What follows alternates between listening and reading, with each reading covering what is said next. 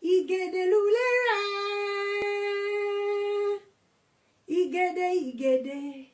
Igede lulera.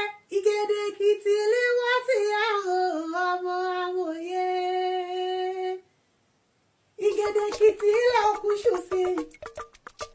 Àwọn ẹlẹ́mi lígèdè abániyẹ ṣereke. Ẹlẹ́mi lígèdè ní kí mi gbá ní ìyẹ́sì kí mo wí bẹ́ẹ̀ sí ya omi. Mo lọ ọmọ, mo lọ ọ̀sìn, àmọ́ ilé mẹ́yọ̀ sí ya omi.